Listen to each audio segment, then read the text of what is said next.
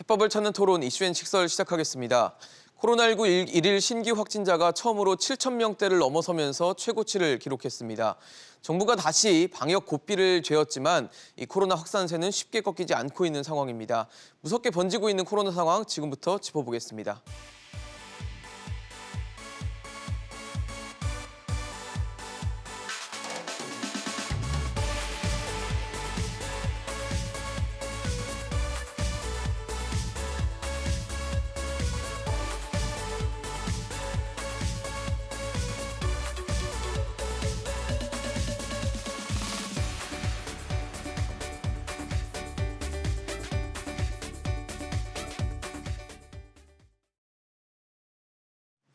네, 오늘 코로나19 상황 짚어주실 전문가 소개하겠습니다. 이대 목동병원 호흡기내과 천은미 교수 나오셨습니다. 어서 오십시오. 안녕하십니까. 네.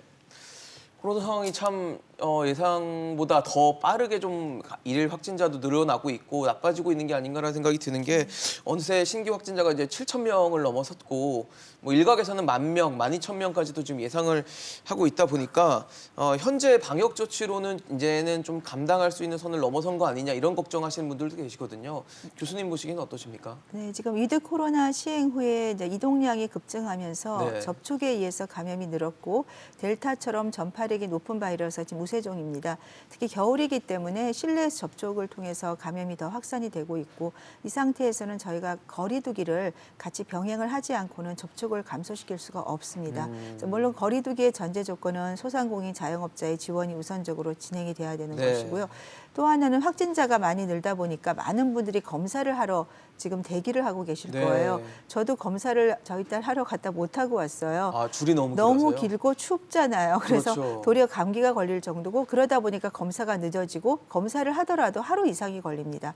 그러다 보니 또 감염이 될 수가 있고 이러한 점을 고려하면 무조건 검사를 권고하기보다 네. 자가검사 키트도 이런 기회에 같이 이용을 하시게 되면 효과를 같이 볼 수 있고 병상 자체가 지금 부족한 것이 그렇죠. 확진자 대비 훨씬 문제이기 때문에 정부로서는 지금 병상을 빨리 만들어서 확진된 분들이 중증으로 가지 않게 하셔야지만 확진자가 늘더라도 정부가 예측한 대로 관리가 가능할 수 있다고 생각합니다. 네. 근데 사실 최근에 코로나19 상황에서 계속 얘기를 하면서 거론되는 게 이게 오미크론인데 뭐 영국에서 나온 얘기로는 뭐 스텔스 버전의 뭐 오미크론이 나왔다 이런 얘기가 나오면서 기존에 있었던 PCR 유전자 검사로는 확인이 되지 않는다, 식별이 좀 불가능하다 얘기가 나오니까 또 거기서 또 불안감이 조성이 되는 것 같거든요. 네, 지금 한 3개국에서 7개 케이스 정도가 발견이 된 것 같습니다. 네. 말씀하신 대로 코비드-19, 그러니까 코로나 검사엔 양성인데 네. PCR 검사에는 이것이 어떤 변이인지 잘 알 수가 없는 말 그대로 스텔스, 우리가 찾을 수 없다는 그런 오미크론인데 네. 기존의 원래의 오미크론과 절반 정도가 유전학적으로는 유사하지만 일부의 유전자라든지 어떤 행동하는 그런 패턴이 다르기 때문에 새로운 그 오미크론의 변종이 아닌가 생각을 하고 있습니다. 그러면은 기존 PCR 검사로 변이를 알 수 없다라는 거는 일반 이제 국민들한테 다가오기에는 이거를 좀 찾아내기 힘들다 이렇게 받아들여도 되는 겁니까? 그렇죠. 지금 PCR은 어렵고 유전자 검사를 전체 해야 되니까 네. 그건 시간상으로 거의 불가능하죠. 그래서 앞으로 이 오미크론의 그 스텔스 버전이 어느 정도 확산이 될지 그리고 어떤 방법으로 찾아낼지는 조금 시간이 필요할 것 같습니다. 사실 오미크론 얘기를 하면 많은 분들이 이제 전파력이 굉장히 우수하고 뛰어나다라고 하면서 이제 치명률에 대해서는 좀 낮게 평가를 하는 분들도 계신데 사실 마스크를 쓰면 어느 정도 이 바이러스 확산을 막을 수 있다라는 게 그동안의 관념이었거든요. 근데 이미 오미크론 같은 경우는 마스크를 쓰고 한 1분 정도 같이 있었더니 뭐 감염이 됐다 이런 얘기가 나오다 보니까 이제 마스크 무용론에 대해서도 또 얘기를 하시는 분들 계세요. 어떻게 보십니까? 마스크 무용료는 아니고요. 네네. 이분 같은 경우는 식당에서 아마 그분이 식사하니까 마스크를 벗고 계셨겠죠. 그러면 그분이 호흡하는 과정에서 바이러스가 가장 많이 나옵니다. 네네. 호흡을 계속 하셨을 거고 저는 마스크를 썼지만 이게 다 막아주질 못해요. 덴탈을 썼다든지 KF를 써더라도 약간 느슨하거나 그리고 네네. 이미 공기 중에 이 바이러스가 퍼져 있기 때문에 들이마실 수가 있고 또 이런 책상이나 이런 식탁 위에서 바이러스가 있는 걸 만졌을 수도 있어요. 그러니까 그렇죠. 나만 마스크를 써서는 안 되고 양쪽이 다 마스크를 써야만 된다는 거. 그리고 겨울에 밀폐된 공간에서 이 오미크론은 바이러스 입자가 작게 공기 중에 떠다니면서 감염력이 델타의 5배 정도 된다는 거죠. 그렇다면 수도권처럼 아파트 생활을 하는 분 중에 오미크론 감염자가 있다면 환기구를 통해서 감염이 될 확률이 매우 높기 때문에 우리가 복도나 엘리베이터에서도 항상 KF-를 써야 된다는 거, 네네. 손위생을 잘해야 된다는 거, 네, 그게 가장 중요할 것 같습니다. 여전히 마스크에 대한 중요성은 뭐 네. 강조해도 지나치지 않는 상황이겠네요. 맞습니다. 사실 지금 뭐 방역 당국 입장에서는 현재 뭐 7천 명대의 일일 신규 확진자에 대해서는 아직은 그래도 관리를 좀 할 수 있다. 10,000명 안에서는 좀 어느 정도 대응을 할 수 있겠다라고 하고 있는데 최근 가장 크게 문제가 되고 있는 게 이제 위중증 환자인 네. 것 같아요. 병상이 맞습니다. 부족해지고 위중증 환자들이 병상에 가지 못하고 또 안타까운 또 일을 맞이하는 경우들이 나타나다 보니까 이 부분에 대해서 정부가 좀 잘못 판단했던 건 아닌가, 이 상황에 대해서 좀 너무 가볍게 판단했던 건 아닌가에 대한 지적도 있는데 어떻게 보고 계십니까? 그러니까 전 국민이 백신 접종을 하고 요양시설에 계신 분들이 백신 접종을 완료했기 때문에 중증자 발생이 적을 거라고 생각을 한 것 같습니다. 그렇죠. 하지만 백신 접종이 3개월 이후가 되면 이 항체 효과가 많이 떨어지기 때문에 돌파가 되기 시작하고 예. 특히 요양시설이나 취약계층은 중증으로 갈 수밖에 없는데 이제 그 점에 대해서 조금 관가를 한 것 같습니다. 확진자가 늘게 되면 당연히 비례적으로 중증자는 늘 수밖에 없고 네. 그렇다면 병상이 준비가 되어 있었다면 네. 초기 치료를 통해서 중증자로 가지 않을 수 있는데 병상 준비 없이 재택 확대로만 지금 방향을 전환을 했기 때문에 재택에서 대기 중에 사망하시거나 응급실에 도착 시에 사망하시거나 지금 전담병원 가동률이 70%라고 하지만 예. 현장에서 느끼는 거는 100%입니다. 아. 지금 응급실에 오신 분이 2주째 응급실에서 체류를 하시고 병상 배정을 못 받습니다. 그러한 사례를 고려한다면 정부가 발표하는 그런 병상 가동률과 네. 현장에서 느끼는 거는 굉장히 차이가 많고 현 상황에서는 병원뿐 아니라 모든 곳에서 감염자가 폭발적으로 증가하고 있고 아마 다음 주가 되면 네. 정부가 예측한 것보다 훨씬 많은 확진자가 나올 것으로 예측이 되고요. 2주 정도 이후가 되면 저는 오미크론이 이 정도 전파력이라면 오미크론이 같이 겹치면서 남아공처럼 확산세가 폭발할 수도 있기 때문에 지금에서는 우리가 최대한 마스크, 거리 두기를 해야 되고 재택은 가능하면 저는 최소한으로 해당되는 대상자만 하는 것이 필요하다. 고위험군이 재택 과정에서 감염이 되면 결국은 중증자로 갈 수밖에 없기 때문에 네. 정부가 어제 제안한 의료 지원을 하겠다는 것은 의료인들이 좀 더 빨리 재택 관리를 통해서 확진자를 위송할 수 있지만 병상이 없기 때문에 그러니까요. 그거는 무용지물입니다. 네네. 지금은 병상을 먼저 체육관이나 컨벤션에 확대를 해 주셔야 되고 국립의료원처럼 공립병원은 중환자 병상으로 전체를 전환해서 확진자가 되는 순간 고위험군은 반드시 치료를 조기에 받을 수 있도록 해주는 것이 필요합니다. 교수님 말씀을 들으니까 조금 현재 상황이 그렇게 가볍게 치부할 만한 상황은 분명히 아니다라는 생각이 들면서 지금 정부가 제대로 판단을 하고 있는 것인가에 대해서도 좀 의문이 드는 상황인데 최근에 사실 병상 부족을 일단은 해결을 해야 되는 상황임에도 불구하고 정부는 지금 재택치료 대상에 대해서 좀 확대를 하겠다. 그리고 모니터링을 하겠다. 그리고 그 가족들의 격리 기간은 기존 열흘에서 이제 7일로 좀 줄이겠다라고 하고 있는데 그 말씀해주신 사회적 거리두기를 강화하고 재택치료에 대해서는 조금 더 비중을 낮춰야 된다는 그 말씀과는 좀 정반대로 가는 거 아닌가라는 생각이 들거든요. 그러니까 확진자가 느니까 다른 나라에 비해서는 재택 관리가 아직 약하다, 더 늘리겠다. 저는 그 말에 대해서 병상이 없을 때는 할 수 없이 집에서 기다리는 거지만 병상 마련을 할 수 있는 입장에선 병상을 확대해서 조기 치료를 해야 됩니다. 정부가 생활치료시설에 상체치료제를 주지 않다가 최근에 적극적 투여하겠다고 얘기하는 순간 재택으로 확대를 하면서 네. 생활치료시설 입소를 줄여버렸습니다. 그래서 초기에 항체치료제를 받을 수 있는 초기 치료를 받을 수 있는 기회가 지금 거의 없어졌기 때문에 중증자가 더 늘어나고 있는 거고 정부가 얘기한 의료 지원을 하겠다. 네. 관리를 하겠다는 건데 병상이 없는 상태에서 이송을 할 수도 없는 것이고 또 집에 계시는 분들이 너무 출근이나 등교가 늦어지니까 우리가 일주일 사실은 이 코로나 바이러스의 감염력은 증상 발현 3일 전부터 네. 증상 발현 5일까지가 가장 많습니다. 그래서 일주일 정도가 증상 후에 지나면 감염이 안 되지만 이분들은 가족이 감염된 분과 같이 있던 분들이기 때문에 그렇죠. 잠복기를 고려한다면 5일 정도 지나서 감염이 됐을 수가 있고 그러면 일주일 만에 나가면 2일 만에 나가시는 거예요. 그렇네요. 그러면 감염을 시킬 수 있기 때문에 7일로 단축을 하게 된다면 저는 그분들은 반드시 자가검사 키트를 매일 사용하시거나 네. PCR 검사를 이틀에 한 번씩 해서 일주일간은 해야 된다고 생각합니다. 그래서 자가검사 키트를 이번에 좀 정부가 대폭 가격을 내려주셔서 많은 분들이 이용할 수 있게 해주는 것도 방법이라고 생각합니다. 그럼 현재 말씀하신 대로 코로나 잠복기라는 게 보통 이제 14일 정도로 저희가 알고 있기 때문에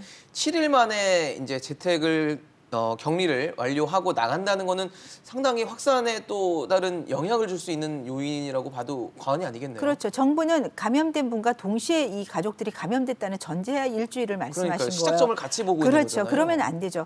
있는 과정에서 감염이 되기 때문에 그렇죠. 감염된 후로 일주 이후로 생각하셔야 돼서 그래서 제가 검사를 최소한 일주 정도는 검사 키트를 사실 이 PCR 검사는 아이들에게 굉장히 어렵고 힘든 검사입니다. 맞아요. 그걸 할 수는 없고요. 예. 자가 검사 키트는 말씀드린 대로 잠복기나 증상 발현 때 검사를 하시면 거의 95% 가까이 정확도가 있습니다.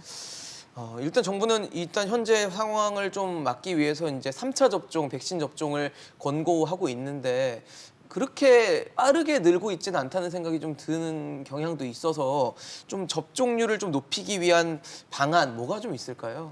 3차 접종에 대한 안정성 플러스 효과성 의문입니다.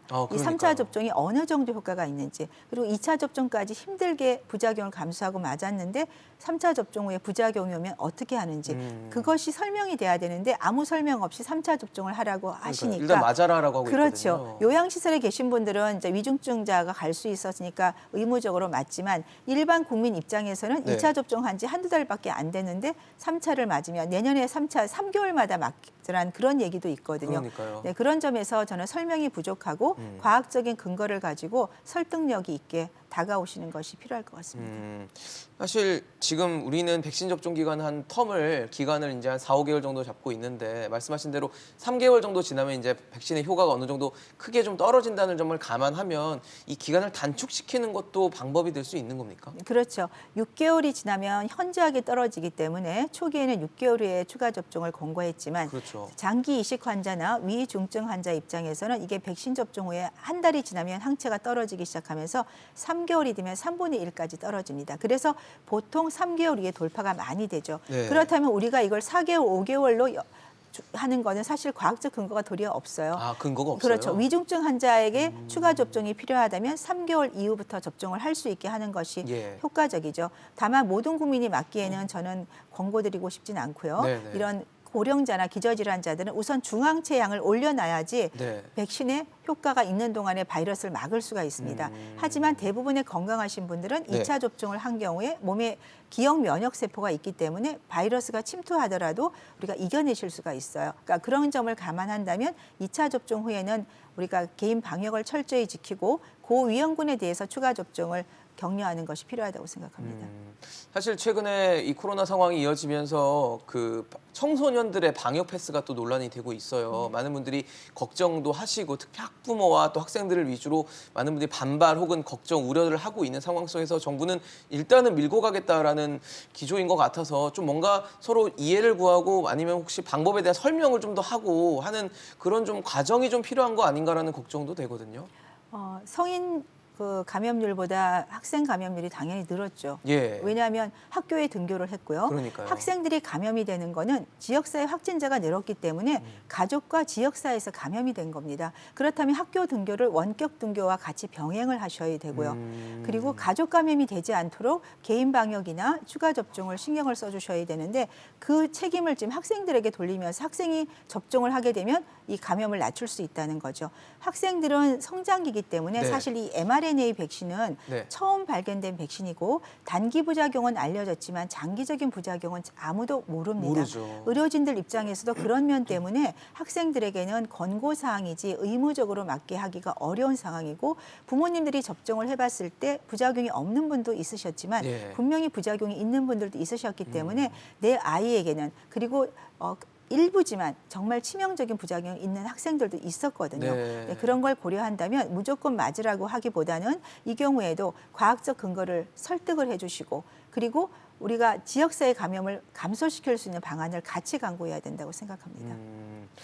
학부모 입장 또 학생들 입장에서는 충분히 걱정할 수 있는 그런 사안이라 생각이 드는데 최근에 또 굉장히 좀 안타까운 소식 중 하나가 이 10세 미만 코로나 사망자가 확인이 됐어요. 국내에서는 두 번째라고 하는데 이러다 보니까 어린이들도 백신을 맞아야 되는 것인가에 대해서도 뭐 의견이 좀 분분한 것 같은데 교수님 의견은 어떠십니까? 이 코로나 바이러스는 감기 코로나 바이러스의 변형입니다. 그래서 아이들은 어릴 때 한두 번씩 다 앓기 때문에 네. 그래서 학생들이나 아이들은 굉장히 경증으로 가는 거고 지금 말씀하신 사례는 우리가 학생들 어린이 중에도 분명히 기저질환이 심각한 학생이 있어요. 예. 그런 경우는 저는 백신을 권고합니다. 네, 그런 경우는 백신을 맞는 것이 좋지만 네. 그런 1, 2 사례 때문에 모든 저연령의 유소아가 다 맞아야 되지는 않는다고 생각하고요. 이번에 학생 백신 패스가 문제가 된 것은 저는 고위험 시설의 학생 패스는 당연히 찬성을 합니다. 보호를 위해서. 하지만 학교는 전면 등교를 하되 학원은 백신 패스를 적용하는 거는 그러게요. 누가 봐도 형평성이나 과학적 근거가 좀 부족하다고 생각을 엇박자 나는 느낌들이 그렇죠. 있거든요. 학교보다는 학원이 저는 체류 시간도 짧고 식사를 안 하기 때문에 마스크를 안 벗습니다. 더 안정성이 강구가 되고 학원을 더 철저하게 방역을 환기시키고 공기청정기 정부에서 지원해 주시고 이런 쪽으로 해서 학습권을 보장을 해 주시는 것이 맞다고 생각합니다. 근데 사실 지금 이렇게 방역 패스를 적용하고 이런 것들이 다 강제적으로 좀 이루어지는 부분들이 있기 때문에 많은 분들이 걱정을 하시는 것 같은데 글쎄요. 그리고 아이들이 백신을 맞는다는 것도 아이들이 과연 성인만큼 백신에 대해서 잘 이겨낼 수 있을 것인가 체구도 작고 이러기 때문에 그런 부분에 대한 걱정하시는 분들도 계시거든요. 어떻게 봐야 됩니까? 이제 해외에서 연구 사례를 가지고 정부는 안전하다 얘기를 하는 거예요. 우리가 11세 미만은 3분의 1 용량 화이자를 맞습니다. 용량은 적지만 그 아이들도 분명히 힘들죠. 예. 성인들 중에 접종, 저도 개인적으로 굉장히 힘이 들었고요. 그러니까 면역이 좋고 건강하신 분들은 가볍거나 증상이 없이 접종 후에 문제가 없지만 네. 일부는 정말 중증 부작용을 앓는 분들도 있는데 사망자 대비 중증자 대비 정부에서 인정한 인과 관계는 딱 2사례밖에 없습니다. 최근에 예방접종 안전성위원회가 발족이 됐고 예. 그 위원회 발족의 목표는 우리나라 국민들의 인과성, 통계성을 정확히 분석해서 인과성 여부를 밝혀서 국민들의 백신의 접종의 불안감을 해소하겠다는 거였는데 그렇죠. 아직까지 아무런 발표가 없습니다. 그래서 그 부분에서 정확한 통계를 통해서 국민들의 불안감을 해소시켜주는 것이 정부의 의무라고 생각합니다. 네. 그러니까 정부는 국민들이 불안해하고 힘들어하는 상황들에 대해서 좀 이해를 시키고 뭔가 설명해 줄 수 있는 그런 노력들이 좀 필요할 것 같은데 그런 게 상당히 좀 부족하다는 생각이 들었고 여전히 마스크는 잘 쓰고 다녀야겠다라는 생각이 들었습니다. 네, 오늘 이대 목동병원 천은미 교수와 자세히 짚어봤습니다. 오늘 말씀 고맙습니다. 감사합니다.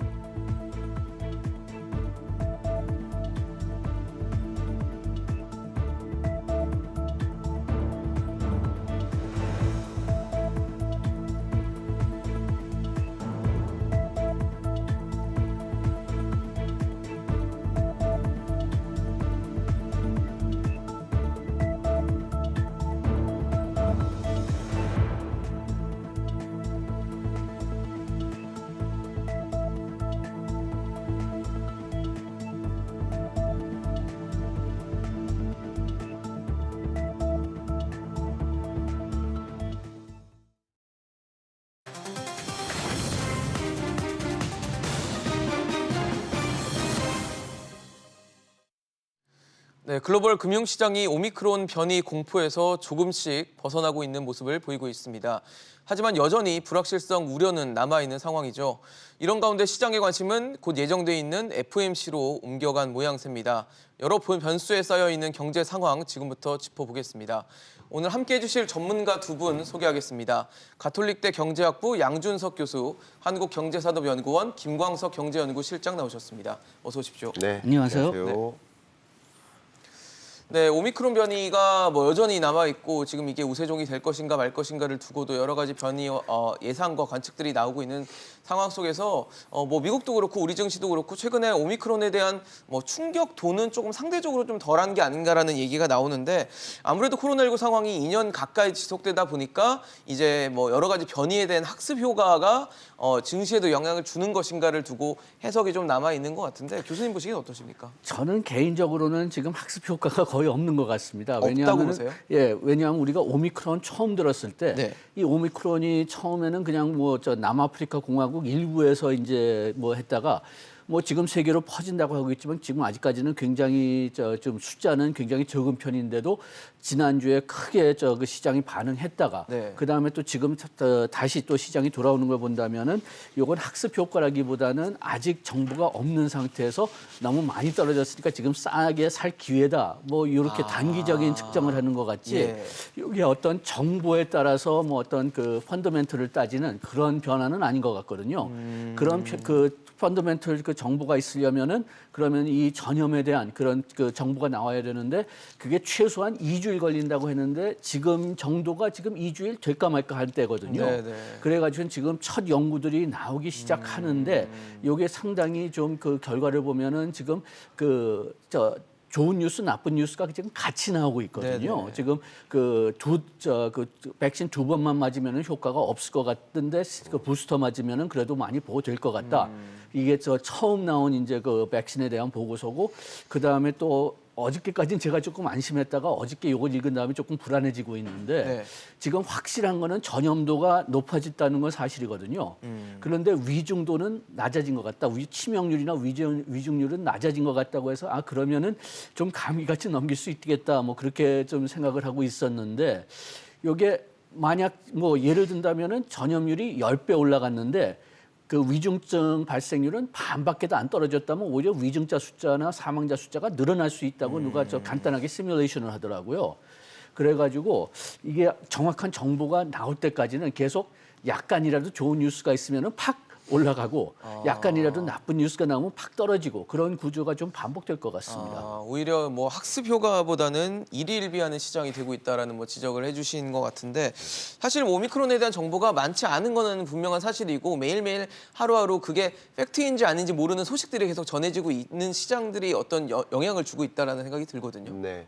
첫 질문부터 사실 교수님하고 조금 다른 생각을 갖고 있어서 네. 저는 이제 학습 효과가 작용되고 있다라고 있다고 생각을 보세요? 하고 있습니다. 네. 그래서 제 입장에서는 그런 생각이죠. 코로나19가 우리한테 준 교훈. 누구도 예상하지 못하는 일이 언제든지 발생할 수 있구나라는 교훈이었고요. 근데 이후에 좀 시장이 안정화되고 소비자 심리 지수도 정상화되다가 델타 변이가 또 한 번 충격을 줬었는데 또 제자리로 돌아오고 그러니까 결국은 변이조차도 학습하는 거죠. 그러면서 이제 시장에서는 이제 일시적으로는 충격이 작용됐지만 뭐 코스피 충격이나 증권시장, 뭐 금리나 여러 거시경제 변수에도 일시적인 충격을 주고는 있지만 네. 또 며칠 지나면서 또 다시 제자리로 돌아오는 그런 모습들을 보면 이런 것도 변이조차도 학습되고 있는 것이 아닌가라는 생각이고 그 가장 대표적인 사인이 이 코스피가 다시 이제 3,000을 돌파하는 그런 모습들 회복했죠. 예. 이런 것들도 소비자 심리 지수를 반영하고 주식 투자 심리 지수를 반영하듯이 이제 학습된 것으로서 받아들이기 때문에 그냥 우리는 어떻게 대응하면 되겠구나라는 것을 어느 정도 생각하고 있는 거죠. 그러면서 투자자나 소비자 혹은 기업들도 그런 식으로 움직이고 있는 것이 아닌가 생각하고 있습니다. 사실 지금 뭐 이 학습 효과에 대해서도 두 분의 입장이 갈리는데 학습 효과가 만약에 있다면 향후에 지금 3,000선을 회복한 코스피가 어느 정도 안정세를 찾을 여지는 남아 있을 것 같고 만약 그렇지 않고 새로운 소식에 늘 일일비한다면 또다시 3,000선을 또 깨고 밑으로 내려갈 가능성도 여전히 남아 있다라고 보여지는데 사실 최근에 시장에서 많이 보이는 특성 중에 하나는 외국인들이 좀 순매수 경향을 보여서 이게 과연 단기적인 그냥 모습인 건지 아니면 장기적인 추세적으로 흐름으로 이렇게 가는 건지에 대해서도 많은 분들이 궁금해하시거든요. 일단은 단기적으로는 외국인들이 들어오는 그런 요인들이 더 많다고 생각하거든요. 네. 첫째는 우리나라가 지금 뭐 인플레이션이 높아졌다고 하지만 미국의 6.2%에 비교했을 때 훨씬 더 낮고 예. 그다음에 지금 우리나라는 이미 그 금리를 올려서 뭐 한 번 내지 두 번 더 올릴 가능성은 있지만은 미국은 지금서부터 이제 올리기 시작하고 그렇죠. 아직 안 올렸으니까. 예, 그다음에 우리가 지금 지난 10년, 15년 동안에 좀 그 우리나라 시장에 대한 인식이 좀 바뀐 것 같아요. 옛날에는 우리나라가 신흥국 그 취급을 받아가지고 네네. 그래가지고선 어떤 국제 위험이 있으면은 우리나라에서 다 돈이 빠져나오죠. 빠져나갔는데 예. 지금은 오히려 들어올 수 있는 곳으로 그렇게 간주되는 것 같아가지고 지금 테이퍼링이 어떻게 될 그 가능성이 지금 불확실한 때에서 오히려 좀 우리나라를 비교적 미국보다는 좀 위험하지만 그래도 좀 안전 자산으로 평가하기 때문에 좀 들어오지 않나 좀 생각됩니다. 그러니까 신흥국으로 볼 때보다는 조금 상대적으로 안전해진 경향으로 좀 해석을 해주셨는데 실장님은 어떻게 보세요? 네, 그 해석을 결국 우리는 판단을 해야 되죠. 이게 그러니까요. 일시적인 귀환이냐, 그렇죠. 추세적인 귀환이냐. 근데 한번 진단을 해보면 지난 10월까지는 외국인 자금이 다 빠져나갔었거든요. 그러니까요. 걱정이 30조가 많았어요. 넘게. 네. 네, 11월 이후에 대략 한 4조 원어치 가량 사들이기 순매수가 또 시작했죠. 일어난 거예요. 예. 그럼 이게 추세적인 것인가 일시적인가? 근데 여러 가지 진단을 해볼 수 있습니다. 지금 거시경제 여건을 봤을 때 추세적인 가능성도 높다라고 말씀하셨는데 예. 더군다나 이 외국인이 순매수를 한 그 영역들, 종목들 네, 네. 그런 것들이 어떤 건지 좀 더 보면 아, 좋죠. 더 두드러질 수 있겠는데 네. 그게 주로 반도체입니다. 그리고 게임이고요, 2차 전지, 네. 배터리 영역. 이런 영역을 중심으로 외국인이 집중적으로 담아 나갔다 이렇게 생각을 한다면 네. 역시 이런 불확실성을 어느 정도 감안한 채 이것이 또 다른 제로섬이죠. 그러니까 또 다른 출발선이죠. 여기서 이런 불확실성을 담은 채 이런 향후 성장하는 그런 산업을 중심으로 다시 외국인 투자가 유입되고 있는 모습 이렇게 생각해 보시면 어느 정도 추세적인 네. 전환, 추세적인 외국인 투자의 집중 이런 모습들도 나타나고 있다. 특히 우리나라가 다른 나라들보다 조금은 선제적으로 기준금리를 인상한다든가 네. 이런 제스처가 있었거든요. 그리고 이런 코로나19나 변이나 이런 것에 상대적으로 더 잘 대응하는 모습들도 있고요. 이런 것들이 외국인 투자자들에게는 이제 상당한 매력을 느끼게 만드는 시장이라고 볼 수 있는 것이죠. 좀 긍정적인 메시지도 주셨어요. 근데 사실 지난해부터 코로나19가 시작되고 나서 시장이 뭐 1,400대까지 떨어졌다가 지금 3,000 위로 올라오는 과정 속에서 그러니까 실물 경기와 증시가 상당히 다르게 움직이는 모습들을 많이 보여줬거든요. 근데 최근에 들어서도 이 오미크론 변이가 시작되고 이것들이 우리가 시작했던 단계적 일상 회복을 중단시키고 다시 거리두기 단계로 또 접어들었던 상황이기 때문에 실물 경기에 대한 타격 우려, 이게 또 우리 경제의 뭐 성장률 저하라든지 이런 부분에 또 영향을 줄 만한 걱정을 할 수 있을 것 같다는 생각이 들거든요. 예, 뭐 지금 뭐 KDI에서 뭐 내년 그 전망이 지금 막 나온 것 같은데 내년 금년은 뭐 4.0%니까 바뀌지 않았고 네. 그 내년은 3.0으로 지금 세웠던 것 같더라고요. 네. 그렇게 해서 뭐 3.0 자체는 저는 뭐 리즈너블하다고 생각합니다. 왜냐하면 우리가 2019년에 성장률이 뭐 3.0% 정도 됐으니까요. 수준이었죠. 예. 그렇게 해서 뭐 2019년으로 돌아간다. 그거는 뭐 충분히 가능한 숫자인 것 같은데 그 안에 좀 들여다보면은 그 내년 수출이 4.7% 올라갈 거다. 이렇게 또 전망하고 있고 또 그 소비자 물가는 1.7% 올라간다. 그래서 다시 이제 좀 내려간다. 뭐 그렇게 나오고 있는데 근원 인플레이션도 1.7% 정도고요. 네. 이런 전망 자체에 대해서는 아직까지 불확실성이 굉장히 많다고 생각을 합니다. 뭐 지금 수출 같은 경우는 이렇게 올라갔으면 저도 좋겠지만은 예.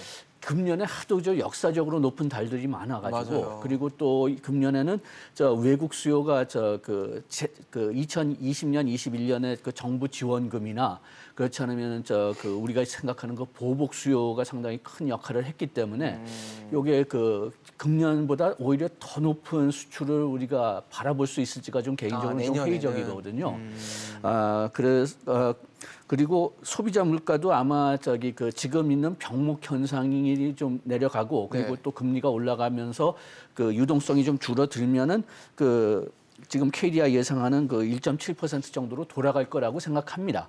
그렇지만은 그게 언제 돌아가느냐에 따라서 그러니까요. 연중 평균을 본다면은 제 생각으로는 1.7%보다는 좀 더 높을 것 같아요. 언젠가는 내년이요? 1.7% 수준으로 돌아갈 텐데 그게 만약 내년 하반기에 돌아간다면은 네. 뭐 연 평균은 이것보다 높겠죠.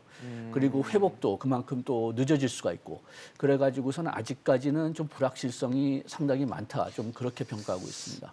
그렇죠. 사실 지금 글로벌 밸류 체인이 아직 무너져서 회복되지 않고 있는 상황이고 인플레이션은 뭐 우리나라뿐만 아니라 전 세계적으로 지금 인플레이션이 굉장히 지속화되고 있고 이걸 장기화되는 것인가를 두고도 많은 걱정이 나오고 있기 때문에 실물 경기의 타격을 뭐 피하기는 좀 어려울 것 같다는 전망이 있거든요. 네, 저도 많은 기업들을 만나서 경영 전략 1호로서 가져가야 될 그 이슈 그것을 수급 안정에 있다. 수급 안정. 네, 그만큼 공급망 병목 현상이 장기화될 수 있고 또 한 가지 큰 변수가 미중 패권 전쟁이 격화될 경우 예. 우리나라가 중국이나 중국 우방국에 전적으로 의존하고 있는 마그네슘이라든가 리튬이라든가 이런 거 없으면 우리 산업이 굴러가질 못합니다. 그렇죠. 이미 요소수로 한번 타격을 받기 때문에 그렇죠. 요소수는 빙산의 일각인 그러니까요. 거죠. 마그네슘 없으면 자동차 못 만들고 아예 안 스마트폰 나오죠. 못 만들고 IT 기기 못 만드니까요. 우리나라 산업이 굉장히 크게 망가질 수 있어요. 그러니까 정부는 정부대로 저는 뭐 그런 제안도 했었는데 소재 공사를 만들었으면 좋겠다. 그러니까 민간 기업은 수익성의 잣대로 수입해 오는 게 더 유리하면 수입할 수 있는 거죠. 요소처럼. 그렇죠. 그러나 민간 기업의 행보는 행보지만 이것은 이제 안보에 해당되기 때문에 그렇죠. 이런 소재를 스스로 적어도 몇 %만큼은 스스로 생산하는 구조를 갖는다든가 기존에 있는 광물자원공사가 광물을 더 확보하기 위한 네. 움직임을 한다든가 그런 더 기민한 노력이 필요하겠다. 정부의 노력도 필요하고 기업의 민간 노력도 기업의- 같이 예. 필요하겠다라는 말씀을 계속 강조하고 있는데 결국 수급 문제가 굉장히 불안해질 수 있습니다. 22년 네. 상반기에 미중 무역 분쟁이 격화될 경우 그런 것들을 차선책으로서 그런 것들이 가능하다. 제2의 사드 보복 사태가 있을 수 있다라는 것을 가정하고 플랜 B, 플랜 C를 마련해 놓는 그런 대안이 좀 필요하지 않을까 하는 생각도 갖고 있습니다. 네. 거기에 대해서 좀 한 가지 말을 좀 추가하고 네, 싶은데요. 교수님. 우리가 지금 뭐 요소수 얘기는 지금 그 방금 맞은 그런 타격이니까 계속 그렇죠. 얘기하고 있지만 우리가 이게 처음이 아니란 말이에요. 우리가 저 지난번에 2년 전서부터 그냥 일본 수출 규제서부터 이 그렇죠. 문제를 맡고 소재 있었는데 부품 장비 관련해서 네, 그런데 그때도 이제 여기 나와서 또 다른 분들하고 많이 얘기했지만 우리나라가 필요한 모든 것을 우리나라에서 만들 수가 없어요. 그렇죠. 그리고 어떤 때는 진짜 그냥 이번에 저 자동차 반도체 같은 것도 그냥 몇백 원, 몇천 원 하는 저 부품인데 여기 없어가지고선 뭐 우리나라 자동차 저 생산이 크게 타격받고 있으니까 이게 우리나라에서 만들 수 있는 거는 만드는 게 좀 당연하지만 우리나라에서 만들 수 없는 것도 있고 영 수지가 안 맞는 것도 있을 겁니다. 그렇죠. 그렇다면은 이것을 어떻게 구할 수 있는지 그렇게 좀 융통성이 있는 공급망을 어떻게 설립하는지에 대해서 우리가 막 상당히 그 곰곰하게 생각해야 되는데 네. 그걸 자꾸만 패싱하는 것 같아요. 아. 일단 그 문제가 흘러가니까 그러니까요. 뭐 지나도 된다. 우리가 그 수출 규제한 그 세 가지 화학 상품 우리가 다른 데서 이제 조금씩 구할 수가 있고 우리나라에서 조금씩 만들 수 있으니까 그러면은 이제 문제 끝났다. 문제는 끝난 게 아니라 다른 데서 또 이렇게 일어날 수가 있는 거고 그러니까요. 그다음에 네. 또 요게 우리가 지금 그 뭐 뉴딜 정책이나 이런 데서 우리가 첨단 산업에 굉장히 많이 신경 쓰고 있지만은 지금 얘기한 요소수, 지금 얘기한 뭐 수출 규제 받은 네. 그 화학 상품들은 완전히 전통적인 저부가 가치 산업이거든요. 그러니까 민간 분야에서 우리나라에서 하고 싶은 회사들이 별로 없는 거예요. 없죠. 예. 네, 없죠. 네, 그러니까요. 그렇다면은 여기에 대해서 어떤 인센티브를 줘야 되느냐, 아니면 최소한도 어떻게 안전한 그 공급처를 여러 나라에서 구할 수 있느냐, 네. 요거는 그 정부 차원에서 그리고 학계 차원에서 진짜 곰곰하게 생각해봐야 이런 될 문제입니다. 소재나 부품의 컨셉을 민간재로 정의하는 게 아니라 네네. 이거 공공재다, 인프라다 이렇게 받아들이면 정부가 나서야 된다? 그렇죠. 그런 일정 부분은 정부가 해야 될 역할이라는 거죠. 과거에는 그런 게 아니었지만 지금과 같은 보호무역주의가 팽배하거나 미중 패권 전쟁이 격화되거나 이런 시점에는 그런 의식 수준의 개선, 전혀 다른 생각, 컨셉 자체의 전환이 필요한 것이죠. 그렇죠. 그 요수수 때 제가 진짜 궁금했던 게 그때 우리가 상식적으로 생각하면 그 교과서 경제학으로 생각하면은 네. 중국에서 요소수를 찾을 수 없으면은 다른 나라 가서 기업들이 돈을 벌려고 멕시코 같은 데나 아르헨티나 같은 데 가서 찾아와야 될 텐데 네. 우리나라는 그걸 못했단 말이에요. 정부가 나가서 외교를 통해 가지고 구할 수 있을 때까지는 못했어요. 네. 그래서 그게 뭐가 지금 막혔는지 그게 지금 좀 생각해 봐야 될 겁니다. 그렇습니다. 사실 이렇게 한번 되었을 때 이 상처를 어떻게 치료하고 앞으로 데이지 않기 위한 방법에 대해서 고민을 좀 심도 있게 해야겠다라는 생각이 들었고요. 아무래도 지금 상황 자체가 뭐 우리가 지금 금리를 인상을 시작을 했고 미국은 과연 언제쯤 금리 인상을 할 것인가 이런 부분들이 관심사이기 때문에 이번 달 열리는 이제 올해 마지막이죠. FOMC의 결과 어떤 회의에 얘기가 나올 것인가에 대해서도 주목을 끌고 있는데 역시 현재적으로 관심사는 뭐 금리보다는 앞서서 이제 테이퍼링이 있기 때문에 테이퍼링이 어떤 속도로 갈 것인가가 굉장히 중요한 포인트가 될 것 같아요. 일단은 매달 1,200억 달러씩 걷어들이던 걸 이제 하던 걸 이제 150억 달러씩 줄여 나가서 한 내년 뭐 중반 정도에 6월 정도 되면 이제 테이퍼링을 끝날 거다라는 관측들이 있었는데 네. 이제는 이 시기가 좀 앞당겨질 수 있다는 얘기가 있거든요. 어떻게 예, 보세요? 맞습니다. 긴축의 시계가 가속화된다. 그러니까요. 시계가 앞당겨진다. 이런 분위기가 조성되고 있습니다. 그러니까 기존에 발표했던 테이퍼링 시나리오에 따르면 말씀하신 대로 6월 정도가 되면 네. 테이퍼링, 그러니까 유동성 공급량이 0이 되고 수도권을 장부죠. 그렇죠. 그 지점부터 이제 본격적으로 기준금리를 인상한다라는 시장의 컨센서스가 모아졌었는데 네. 예상했던 것보다 인플레이션 압력이 좀 더 커졌습니다. 그리고 제롬 파월도 인플레이션 압력을 그냥 단기적인 일로 받아들이다가 이제는 장기적인 일이다. 그렇죠. 우리가 직접 나서야 될 일이다라고 받아들이고 있는 거죠. 그러니까 기존의 기준금리를 인상하는 그런 시점이나 테이퍼링을 종료하는 그런 시점을 보면 네. 2008년 글로벌 금융위기 이후에 특히 2015년 12월부터 기준금리를 인상했는데 네. 그때의 시점하고 비교해 보면 이미 그 조건이 충족이 됩니다. 예를 들면 실업률 조건이라든가 물가 상승률 조건, 경제 성장률 조건 네. 이런 주요한 3대 변수가 이미 기존의 기준금리를 네. 전환하던 긴축의 시대로의 전환이 있었던 그 당시의 모습하고 이미 부합해요. 조건은 맞아요. 그렇죠. 이제. 거기다가 물가 상승 압력이 더 크게 작용되고 있기 때문에 제 생각에는 이번 FOMC 때 이 테이퍼링 속도를 좀 더 가속화하겠다. 그 가속화한다는 사인은 다른 말로 미국이 기준금리 인상 속도를 조금 더 앞당길 앞당겨 수 있다. 나가겠다라는 그런 사인을 제시하지 않을까 하는 생각입니다. 교수님 어떻게 보세요? 저도 동의를 하지만은 몇 가지 조건을 조금 더 추가적으로 봐야 될 것 같습니다. 예. 저도 지금 확률적으로 본다면은 이번 FOMC에서 테이퍼링을 가속화시킬 가능성이 더 클 것 같고 네. 지금 미국인들이 정치적인 문제로 제일 심하게 삼고 있는 게 인플레이션이거든요. 그러니까 지금 행정부에서도 좀 금리를 올리는 것을 원하고 있는 것 같습니다. 그렇게 된다면 테이퍼링을 먼저 끝내야 되고요. 네. 다만 여기서 지금 우리가 좀 봐야 될 것은 미국 인플레이션 보고서를 보면은 물론 전반적으로 다 올라가고는 있지만은 큰 품목은 세 가지예요. 에너지, 그러니까 석유, 그 다음에 중고 자동차, 네. 그 다음에 자동차 이렇게 세 가지거든요. 요게 다른 곳에서는 한 5, 6%씩 올라간다고 그래 여기서는 10%가 넘고 있습니다. 그렇기 때문에 그런데 국제 석유 가격은 좀 떨어졌어요. 네. 그래가지고선 그게 얼만큼 인플레이션을 좀 줄일 수 있느냐. 그게 첫 번째 미지수고 그 다음에 두 번째 미지수는 지금 미국의 지금까지는 보조금 같은 걸 받아가지고선 미국의 저축률이 저축이 굉장히 높았었는데 네. 중소득층, 저소득층의 저축이 지금 이제는 거의 다 떨어졌다고 지금 나와 있거든요.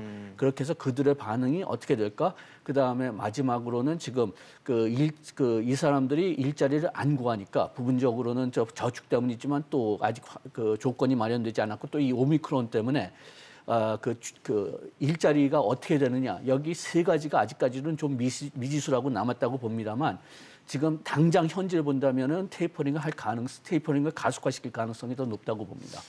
사실 미국 언론에서는 지금 미국 연준의 금리 인상 시기를 내년 봄이 될 수도 있다라는 얘기를 하거든요. 테이퍼링을 3월 정도에 종료를 하고 한 5개월 정도 만에 끝낸다는 얘기겠죠. 끝내고 한 4월이나 이후에는 그러니까 봄 정도에는 금리 인상을 시작할 수 있다라는 예상을 하고 있는데 금리 인상을 지금 앞당기자 테이퍼링을 빠르게 가동하자라는 근거는 인플레이션이 굉장히 높게 형성되고 있기 때문인 것 같아요. 그런 요인 중 하나로 작용을 하고 있는 것 같은데 과연 그러면 금리를 올렸을 때 물가를 잡을 수 있는가에 대해서도 좀 짚어봐야 되는 게 최근에 미국의 노동 생산성이 굉장히 많이 떨어졌습니다. 61년 만에 큰 폭으로 떨어진 상황 속에서 과연 금리가 물가를 잡을 수 있을까? 사실 노동 생산성이 떨어지면은 노동 비용이 증가하는 상황이 또 연출되기 때문에 기업은 비용을 이제 놀려야 되고 그러면 당연히 이제 가격을 올리는 상황이 연출되면서 인플레가 될 수 있다. 그래서 물가를 잡는 데는 금리가 어느 정도 영향을 못할 것이다라는 의견도 있는 것 같거든요. 네,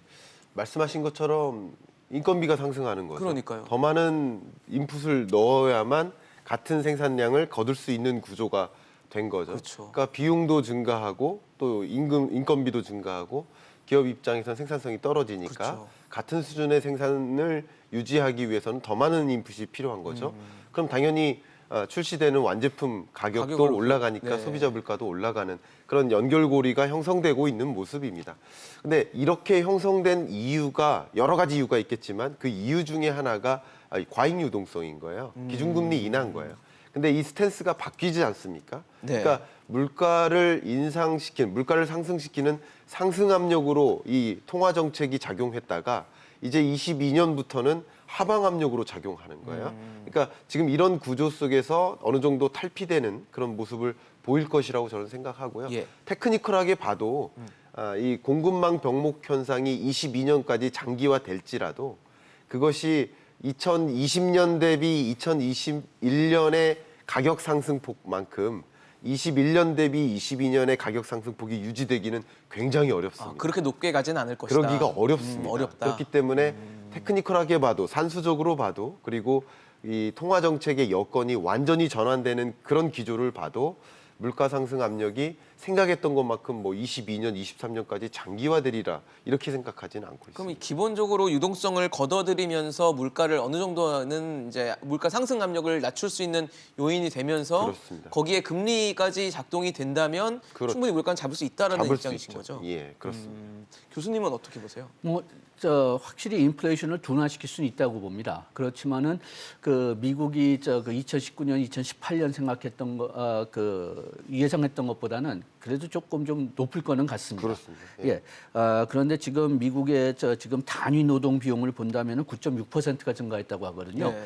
이 중에서 3%는 시간당 임금 증가 때문에 지금 사람들을 구할 예. 수가 없으니까. 그렇죠. 그다음에 5.2%는 생산성 감소 때문에 이렇게 단위 비용이 올라갔다고 하는데 이 5.3% 생산성 감소가 장기화 될 거냐 이것은 아직까지도 관찰을 해봐야 된다고 지금 그 분석가들은 보고 있거든요. 요게 진짜 좀 그 구조가 달라져 가지고선 장기적인 생산성이 줄어들었느냐 아니면 병목 현상 때문에 사람도 부족하지만 부품도 부족하기 때문에 생산을 못하느냐, 뭐 우리나라 자동차 산업 같이. 그래가지고선 요거는 좀 한 몇 분기 더 봐야 된다고 그렇게 지금 그 분석가들은 얘기하고 있습니다. 한 가지 좀 첨언을 드리고 싶은데요. 네. 20년 이 충격이 있었다가 그때 여러분 기억하실 겁니다. 국제 유가가 마이너스 37달러를 찍었고 말이 안 되는 예. 숫자가 나왔었어요. 예, 사실. 그랬다가 2021년 들어서 이 모든 원자재 가격이 동시에 다 오르기 상승했죠. 시작했죠. 원자재 슈퍼사이클이냐라는 표현까지 등장할 만큼 전반적으로 식료품 원자재 또 에너지 원자재, 네. 비철금속, 철 원자재 할 것 없이 전반적으로 올랐단 말이에요. 그러니까 특히 이 많은 원자재 중에서 가장 막대한 비중, 기여도를 갖고 있는 것이 원유 아니겠습니까? 그렇습니다. 그럼 원유 가격은 어떻게 움직일까를 좀 전망할 필요가 있어요. 제가 어제 저녁에 EIA죠, 미국 에너지 정보청의 국제 유가 전망치를 좀 살펴봤는데, 그러니까 21년 4분기가 고점입니다. 지금이 고점이에요. 지금이네요. 예, 고점이고 이미 좀 조정이 됐었지만. 네.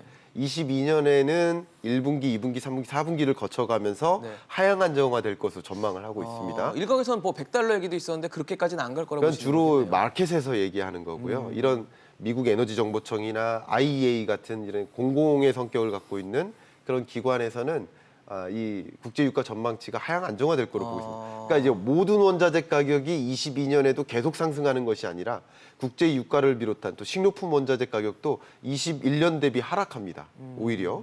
그런데 철, 비철 금속 원자재 주로 에너지 대전환 때문이죠. 풍력 발전이라든가 또 친환경 태양광, 에너지 쪽이겠죠. 또 자동차 예. 배터리 이런 여러 에너지 산업의 대전환 때문에 요구되는 그런 비철 금속 수요가 계속 늘어나거든요. 그런 원자재 가격이 계속 올라가는 것이에요. 그렇기 때문에 이런 비용 인상 인플레이션 압력도 약화되고 네. 또 유동성 문제도 계속 지속되는 것이 아니기 때문에 인플레이션이 더 문제가 될 것이다. 이렇게 보고 있지는 않습니다. 사실 금리가 이제 오를 수 있고 에너지 가격에 대한 뭐 하방 압력이 이제 작용을 할 것이다라고 말씀을 주셨지만 최근에 상황을 보면 장단기 금리 차가 좀 축소되고 있습니다. 스프레드가 줄어들고 있는 상황인데 이런 상황 속에서 아무래도 장단기 금리 차가 줄다 보니까 이게 혹시 경기 침체나 뭐 불황의 전조냐 이런 얘기가 나오는데 어떻게 보고 계십니까? 글쎄요, 저는 어떤 불황의 징조보다는 인플레이션에 대한 조절이 아닌가 좀 저는 개인적으로 그렇게 생각하고 있거든요.